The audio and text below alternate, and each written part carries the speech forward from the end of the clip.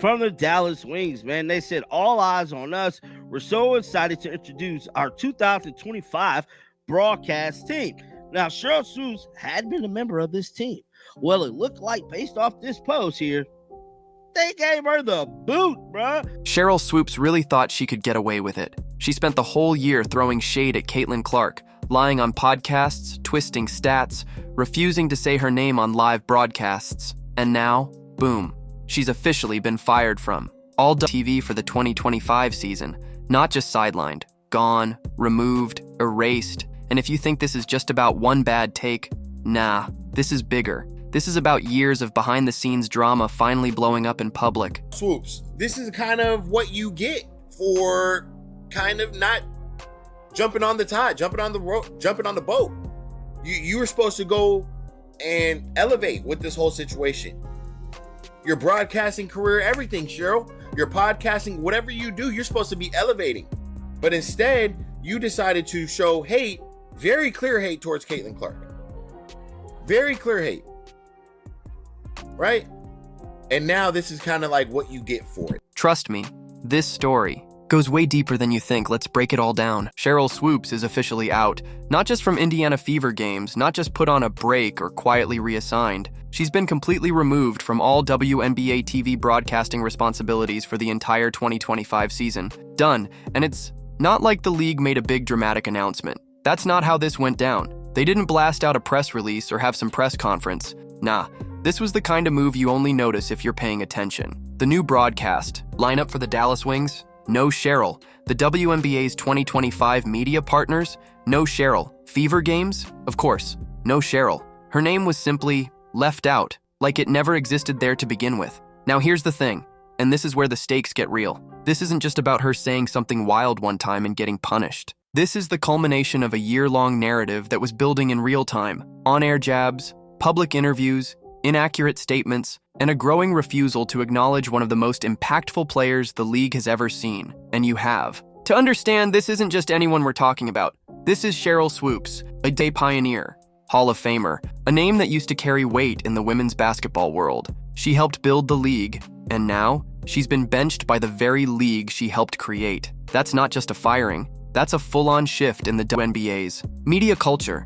Because let's be real, if someone like Sheryl Swoopes can lose her platform, that sends a message to everyone else. This new era of women's basketball, it's about accuracy, growth, and respecting the next generation, not ego, not bitterness, not personal bias. So if you're wondering, wait, what actually pushed the league to finally say enough is enough? Don't worry, we're going there. Because what happened behind the scenes? That's where it gets wild. Let's keep going. All right, so let's rewind real quick, because Cheryl didn't just wake up one day and get fired. This was a slow train wreck, and we all watched it happen in real time. The moment that really lit the fire, that now infamous podcast appearance on Gil's Arena back in February. If you haven't seen it, oh man. Swoopes sat down and casually started throwing darts at Caitlin Clark like it was just another Tuesday. Clark right now probably takes about 40 shots a game. Here we go. I know you like that. Hell yeah. I said that because when she comes to the league, regardless of what team she goes to that has vets on that team, she probably ain't gonna get 40 shots a game. And we're not talking opinions here. We're talking straight up false info. She said Caitlin was in her 5th year of college. Nope, it was her 4th. She said Caitlin took 40 shots a game. Again, completely false. The actual number, 22.7. Like, that's not a little off. That's not, oops, my bad. That's you either didn't do your homework or you're deliberately downplaying someone's success. And the tone? Woo! It wasn't analytical, it wasn't professional, it was dismissive. You could feel it. She questioned whether Clark's scoring record was even legitimate, saying, well, if Kelsey Plum did it in 4 years and Caitlin took longer, is it really broken? About Caitlin, if you're going to break a record, to me, if it's legitimate, you have to break that record in the same amount of time that that player set it. Okay. Right? So if Kelsey Plum set that record in 4 years, well, Caitlin should have broke that record in 4 years. But because there's a COVID year and then there's another year, you know what I mean? So she's already had an extra year to break that record. So is it truly a broken record? Bruh, come on. A record is a record. Nobody was saying that when LeBron passed Kareem. And the worst part? This wasn't a one-time slip. It was part of a trend. Fans started noticing it during broadcasts. She'd go out of her way not to say Caitlyn's name. Like the Indiana Fever would be playing and Sheryl would shout out Kelsey Mitchell, Aaliyah Boston, Lexi Hull, everyone but the player dropping 30 and putting the team on the map. And viewers weren't stupid. They saw it. They felt it. Twitter lit up. YouTube comment sections were roasting her. Reddit was tracking her every slip. It was like every time Caitlyn did something historic, Swoops either ignored it or tried to downplay it. And over time, that stuff adds up. Especially when it's coming from a Hall of Famer. It's not just awkward, it starts to feel personal. So yeah, that podcast wasn't the beginning, but it was the tipping point. From that moment on, the clock was ticking. And when you start drawing attention from not just fans, but media watchdogs, major commentators, and people inside the league, that's when it goes from controversial to career-ending. Stick with me, because the people who ended up stepping in, yeah, that's where this story takes a wild turn. Let's get into it. Now here's the thing, this whole Caitlyn Clark mess, it wasn't a one-time personality clash. It wasn't just Sheryl having a bad day or getting caught up in some Twitter drama. This is who she's been. And honestly, if people had paid closer attention to her track record, this firing wouldn't be a surprise at all. Let's go back to 2016. At the time, Swoops was the head coach for Loyola University Chicago's women's basketball team. A big opportunity, a legit platform. She had a chance to build something, but instead, she completely imploded. Mistreated players. It was the environment she created. I was belittled, humiliated, made to feel extremely small. Head coach since 2013. Last year, 5 of her players reportedly transferred to different programs. And this year, a reported 10 of the team's 12 players aren't planning on coming back. Within just a few seasons, 10 out of 12 players on her roster quit the program. Let me say that again. 10 out of 12. That's not normal. That's not a tough rebuild. That's a red flag factory. Players filed official complaints. Multiple investigations were launched. Former team members described the culture under Swoops as toxic. We're talking belittling players, humiliating them, threatening scholarships, even oversharing personal info in front of the team. One player straight up said, it wasn't about basketball anymore. It was about surviving. Another said she felt pressured into signing a medical hardship form that ended her career with the false promise she could stay on as team manager, only to later find out she wouldn't even be allowed to travel with the team. Like, who does that? And listen, we're not saying great athletes can't become great coaches or commentators, but in Swoops' case, the pattern was already clear. When things don't go her way, when someone challenges her status, when someone else starts shining, she doesn't lean in, she lashes out. Fast forward to her broadcasting career, and that exact same energy carried over. The only difference is this time, she didn't have authority over the players. She just had a microphone. But the way she used that mic, same behavior, defensiveness, dismissiveness, a complete inability to give credit where it's due. And that's what made this Caitlyn Clark situation feel so familiar to people who've been following her for years. It wasn't about Clark personally. It was about anyone who threatened Sheryl's position in the spotlight. And when that's your pattern, when you can't evolve, can't celebrate the next generation, can't grow with the game, eventually, the game leaves you behind. And that's exactly what just happened. But here's where it gets real spicy, because once people inside the industry started catching on to what she was doing,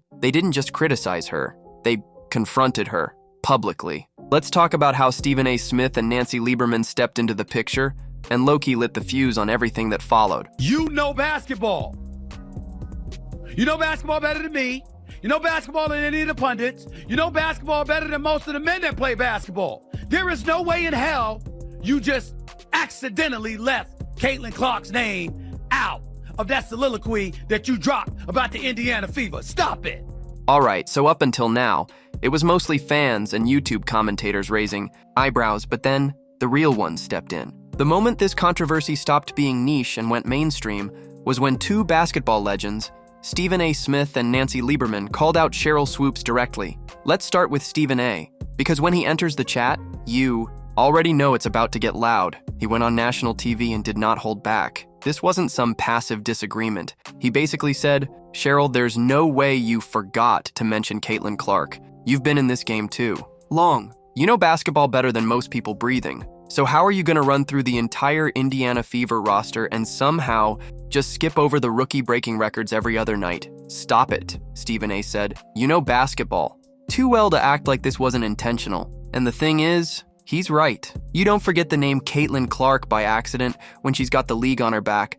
ticket sales spiking, national broadcasts setting viewership, records and literal kids crying tears of joy just to meet her. You skip her name because you've got something personal going on. And then comes Nancy Lieberman. This one's even deeper because Nancy and Cheryl weren't just co-workers, they were friends. They had a long history together. Mutual respect, same generation, both legends. So when Nancy heard Swoops on that podcast talking wild about Clark, she didn't just shake her head. She picked up the phone and called her directly. And whatever happened in that conversation, it ended their friendship. Cold. Cheryl, since she was in college, I helped do her shoe deal with Nike in 1993, took her to her first SBs. I've known Cheryl, I've coached her, have a lot of respect for her. I called her when Caitlin was still playing at Iowa and she had just broken Maravich's record. And it was all over the place, as you and I have discussed, that there was this quote by Cheryl that said, Caitlin was, 25 years old. She was, however old, 24 years old. She was a fifth-year senior. Right. She was taking 40 shots a game. Her records were illegitimate. Nancy later said their relationship basically died after that call. She tried to correct Cheryl to set the record straight, but Cheryl wasn't trying to hear it. And Nancy, being the professional that she is, said, "All right then." Next thing you know, Nancy takes Cheryl's place on the Dallas Wings broadcast team. Let that sink in. Not only did Nancy call her out, she replaced her. That's not just losing a job, that's a public transfer of credibility. It was like the league itself was saying, "We're not putting up with this anymore. We'll replace a legend if we have to." And let's be real, that move hit harder than anything a tweet or fan comment ever could. Because when your peers, people who've walked the same path, worn the same jerseys, start distancing themselves from you, that's when you know the writing's on the wall. This wasn't just backlash. This was exile. And for the Dallas Wings and their media partners, that was probably the moment they realized, we can't have Swoops on air anymore. She's a liability now. Up next, we're going to break down exactly how the firing went down. Quietly but completely. No press conference, no farewell, just gone. Let's get into the part where the league made it official. All right, so now we've got fan outrage, public takedowns by Stephen A., a full-blown fallout with Nancy Lieberman, and a growing list of receipts on Swoops' side-eye campaign against Caitlin Clark. So how did the actual firing go down? Was there a press conference? A mutual parting of ways statement? A league memo? Nope. They just didn't bring her back. Seriously, that's it. The Dallas Wings released their official 2025 broadcast team graphic, and Sheryl Swoopes' name was nowhere to be found. No goodbye, no statement, no thank you for your time. Just radio silence, like she was never there in the first place. And that silence, it was loud. Because remember, Swoops was on the Wings broadcast team in 2024. She had a role, she had presence, she had history. So for her to be completely wiped from the lineup without even a courtesy mention, that's not a simple scheduling change.